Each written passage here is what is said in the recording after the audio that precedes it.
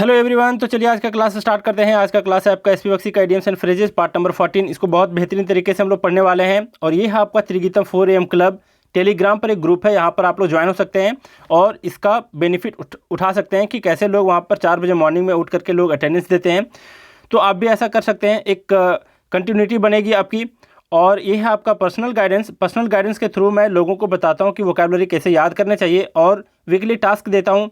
Task के बाद test लेता हूँ, टेस्ट के बाद मैं क्या करता हूँ कि सबका एक ग्रुपिंग में रिजल्ट अनाउंस करता हूँ। तो उससे आपको मोटिवेशन मिलता है और आप अच्छे से तैयारी कर पाओगे। और आने वाले वक्त में मैं एसएससी सीजीएल का प्री का टेस्ट सीरीज़ लाने वाला हूँ और उससे पहले मैं थोड़ा सा ग्रामर के ऊपर फोकस करूँगा। ग्रामर भी पढ़ाने वाला हूँ बहुत जल्द। अब ज़रा देखिए फर्स्ट क्या है आज का इडियम। ये फर्स्ट का इडियम है गेन ग्राउंड। गेन ग्राउंड का क्या अर्थ होता है? तो इसका मतलब होता है to succeed slowly and steadily. क्या अर्थ हुआ इसका? तो इसका हिंदी मीनिंग है गेन ग्राउंड का मतलब धीरे धीरे कामयाबी हासिल करना या फिर धीरे धीरे सफल होना। अब जरा देखिए इस पर गौर करेंगे कि ये आया कैसे। तो ग्राउंड का मतलब क्या होता है? ज़मीन होता है, ज़मीन जिसको बोलते हैं। तो जब ब्रिटिशर्स थे मतलब अंग्रेज़ जो थे, जब इंडिया आते हैं तो जहांगीर और फारूक सियार जैसे लोग फरमान जारी करते हुए उन्हें क्या करते हैं, थोड़े से ज़मीन यानी ग्राउंड के टुकड़े देते हैं। किस लिए? ट्रेड करने के लिए, बिजनेस करने के लिए, उसको फैक्ट्री स्थापित करने के लिए।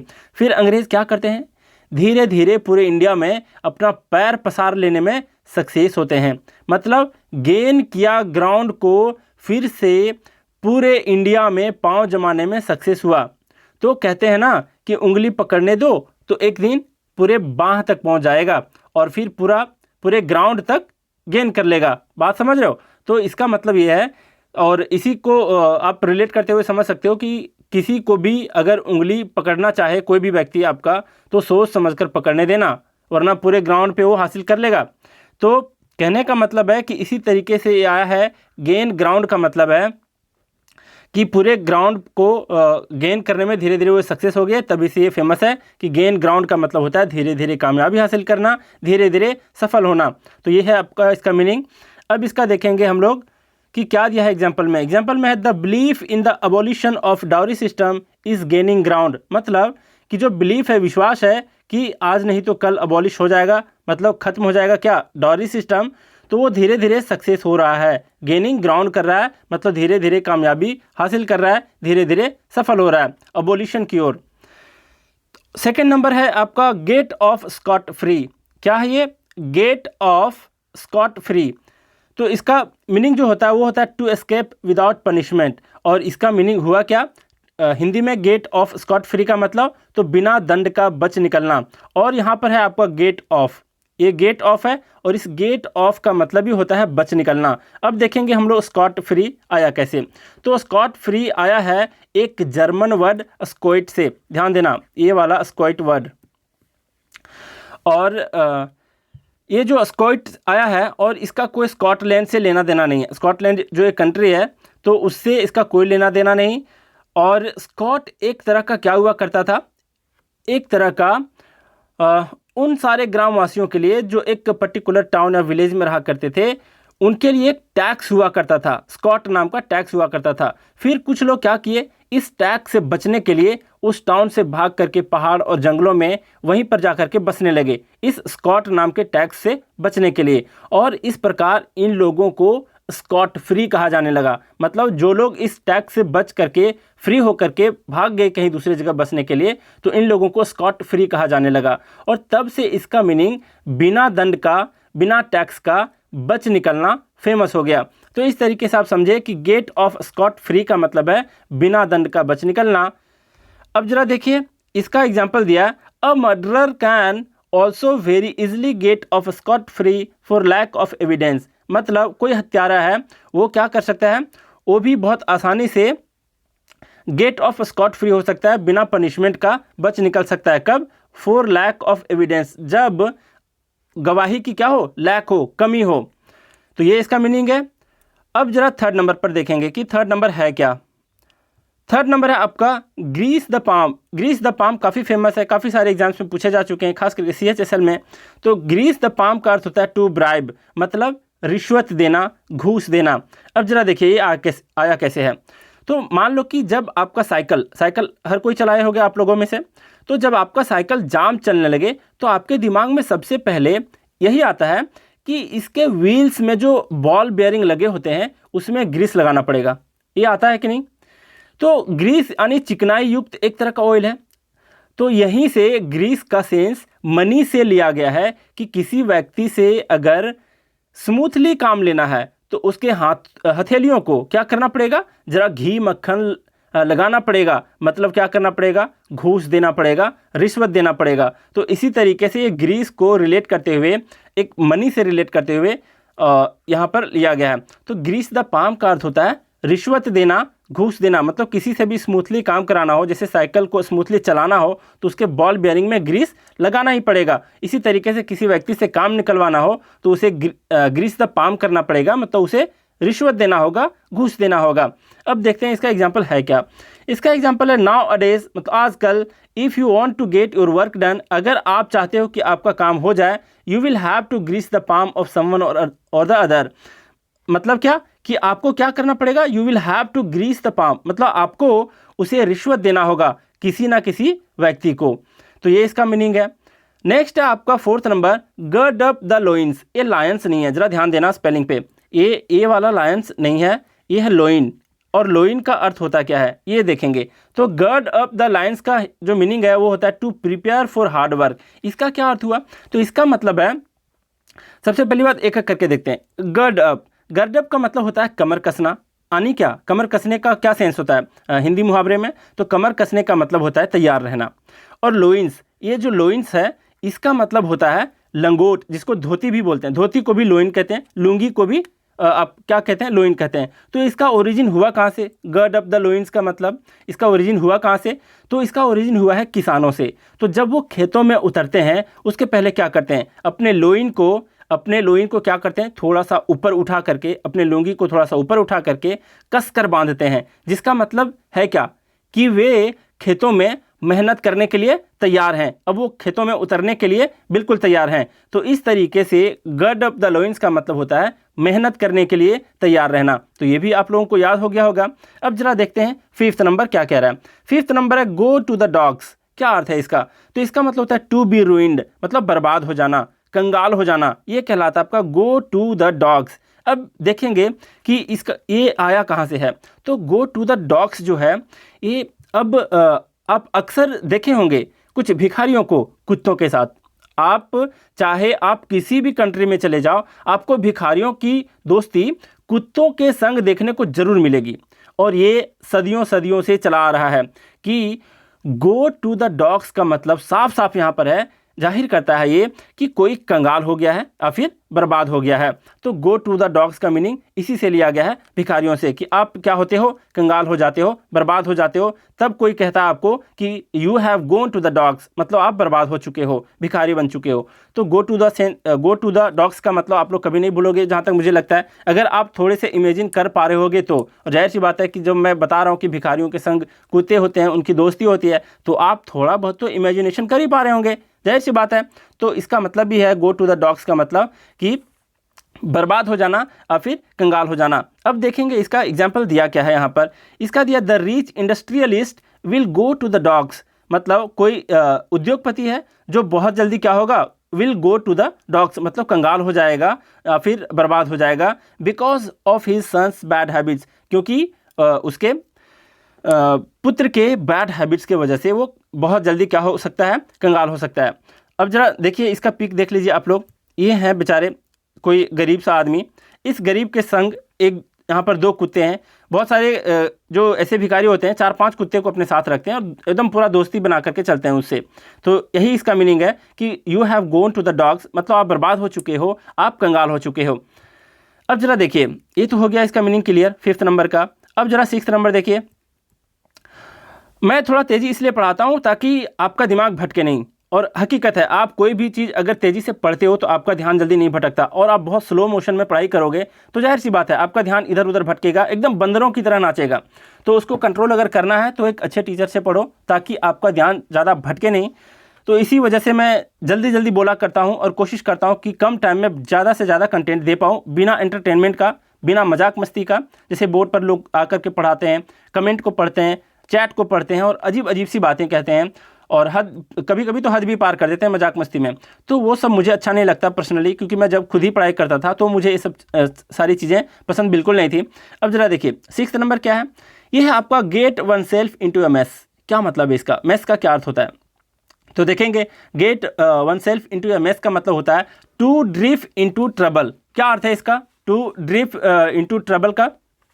तो जरा देखिए, get one self into a mess, यहाँ पर मेस वर्ड का मतलब जो हम लोग खाना खाने जाते हैं जिस मेस में, उसकी ये तो उसका मीनिंग होता ही है। दूसरा मीनिंग क्या होता है ये ज़रा देखेंगे। तो सबसे पहली बात, इसका हिंदी मीनिंग समझ लीजिए कि get one self into a mess का मतलब होता है मुसीबत में फंसा हुआ नजर आना। ध्यान से समझना, इसका मतलब क्या है, get one self into a mess मतलब मुसीबत में फंसा नजर आना। यहाँ पर है आपका गेट और इसके साथ है इंटू, मतलब एक तरह का फ्रेजल वर्ब है और इसका मतलब ही होता है मुसीबत में पड़ना या फिर उलझ जाना। आप कभी भी सर्च कर लेना, इसका गेट इंटू जो फ्रेजल वर्ब है इसका मीनिंग ही होता है मुसीबत में पड़ना या फिर उलझ जाना। और मेस, मेस का क्या अर्थ होता है? मेस का अर्थ होता है अस्त व्यस्त, बिल्कुल झंझट जिसको बोलते हैं।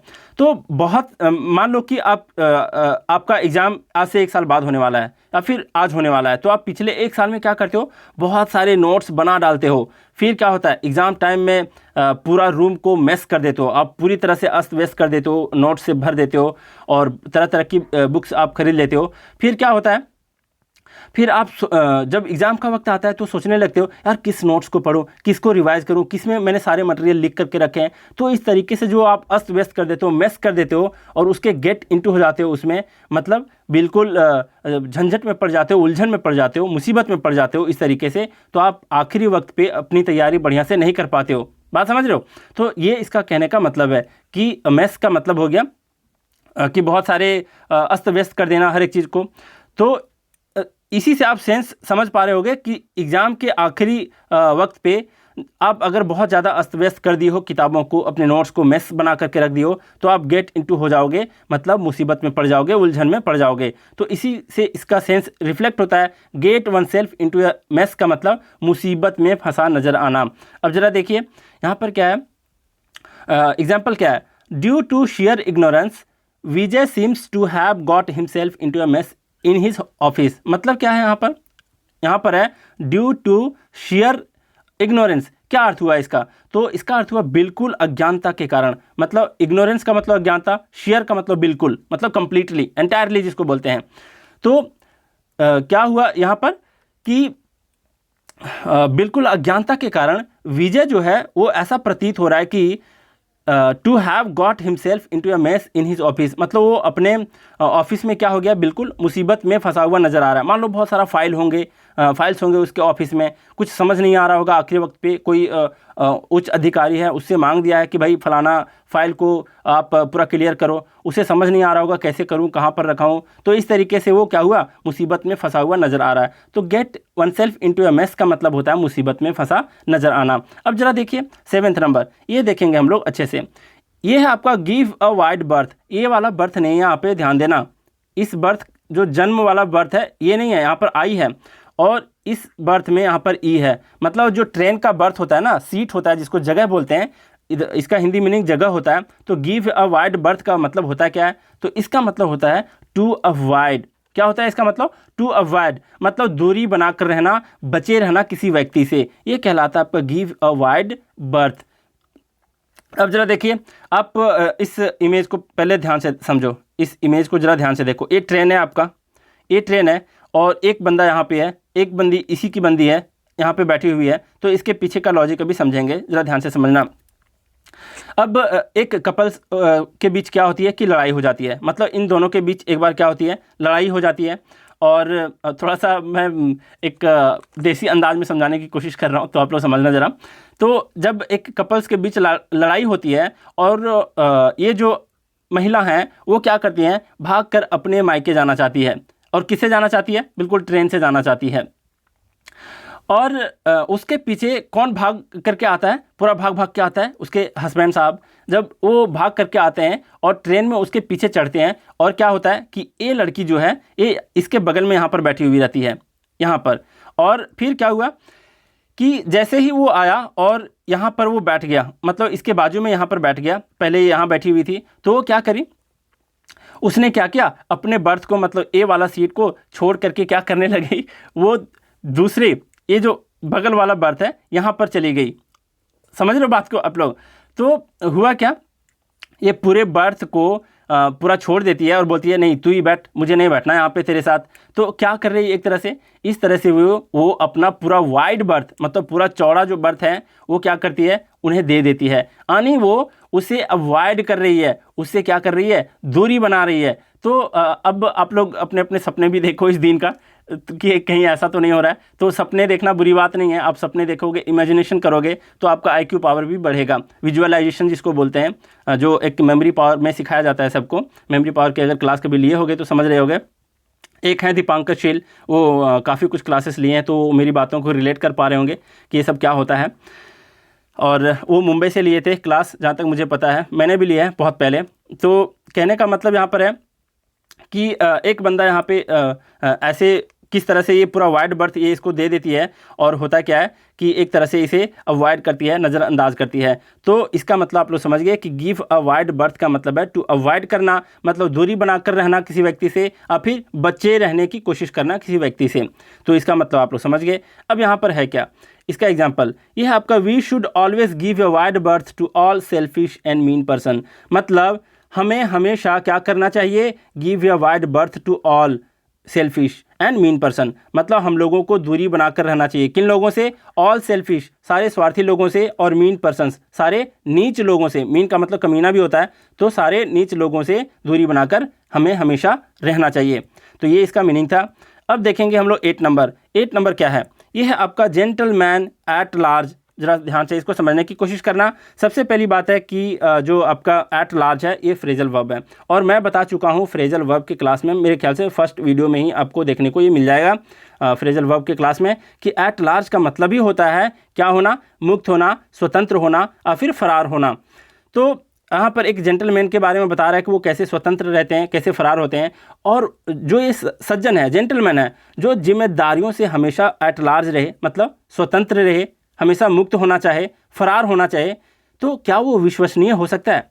बिल्कुल नहीं। जो व्यक्ति जिम्मेदारी से भागे वो जेंटलमैन कभी रिलायबल हो ही नहीं सकता। मतलब वो क्या हो सकता है, हमेशा एन अनरिलायबल पर्सन। मतलब क्या हुआ इसका, इसका मतलब है अविश्वसनीय व्यक्ति। तो ऐसे व्यक्ति जो हमेशा अपने जिम्मेदारियों से एट लार्ज करे, भागे फिरे, स्वतंत्र रहना चाहे, तो ऐसे व्यक्ति कभी भी विश्वास के लायक नहीं होते।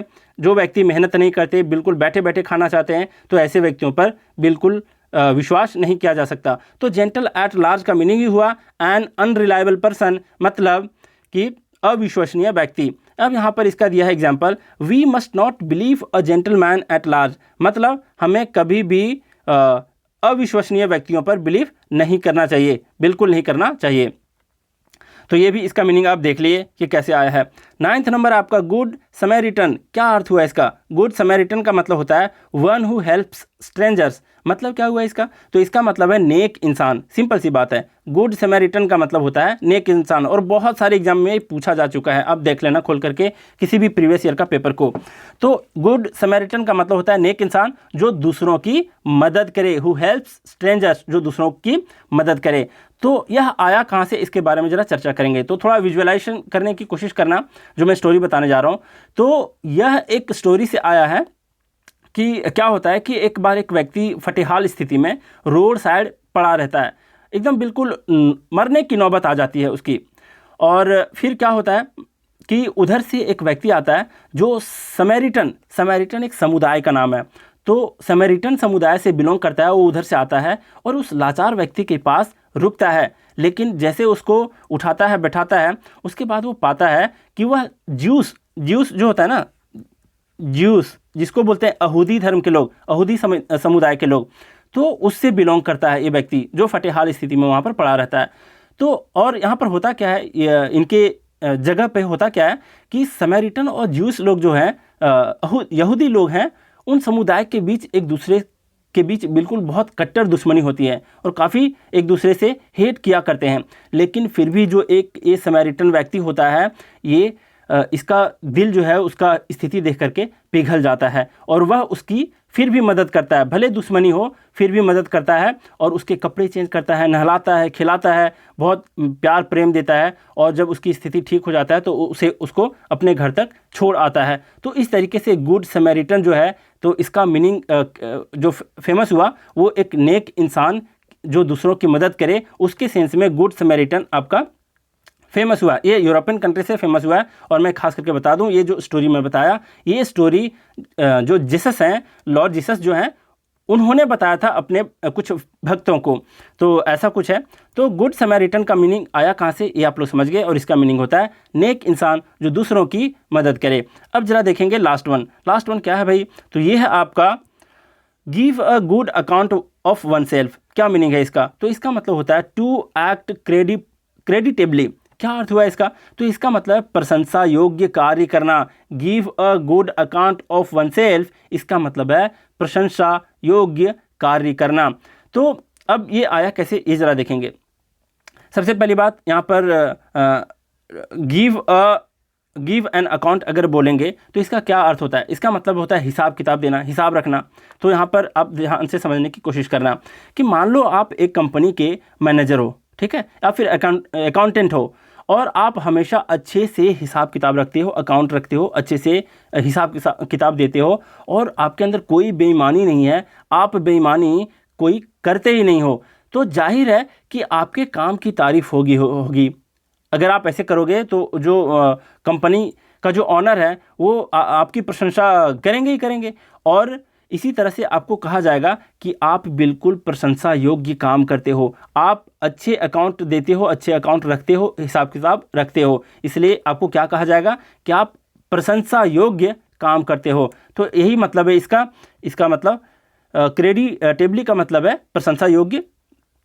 तो प्रशंसा योग्य काम करना मतलब give account of one self, मतलब अपने बारे में खुद से जिम्मेदारी लेते हुए क्या करना, एक तरह से पूरा अकाउंट देना, हिसाब किताब अच्छे से देना, ईमानदारी पूर्वक देना। तो आप अगर ऐसे देते हो तो आप कहलाते हो कि आप प्रशंसा योग्य काम करते हो। तो give a good account of one self का मतलब है प्रशंसा योग्य काम करना। यहाँ पर एग्जाम्पल दिया है as the eldest son of his family, मतलब जैसे कि वो एक अपने घर का सबसे बड़ा बेटा है।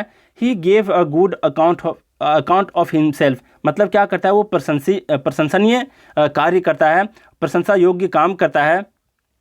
व्हेन क्लैमिटी बिफेल द फैमिली, मतलब क्या है यहाँ पर कि जब जो मुसीबत है, कैलेमिटी का मतलब बहुत भारी भरकम मुसीबत जो है उसके फैमिली को क्या करता है, बिफेल करता है, मतलब प्रभावित करता है, घेर लेता है। तो इसका यही मतलब है आपका कि give a good account of one self एक फ्रेज है, इडियम नहीं है, तो इसका मतलब ही होता है प्रशंसा योग्य काम करना। तो मैं इसको एक अच्छे से ट्रिक के साथ समझा भी दिया हूँ, तो आप लोग समझ गए होंगे इसका मीनिंग और अच्छे तरीके से पढ़ भी लिए होंगे। अब मैं कोशिश क्या करता हूँ, हमेशा की तरह रिकैप करवाता हूँ, ताकि 2 मिनट में आपका आखिरी में इस वीडियो को देखो और आसानी से क्या कर पाओ, आसानी से इसका रिवीजन कर पाओ। तो चलते हैं, रिवीजन करते हैं।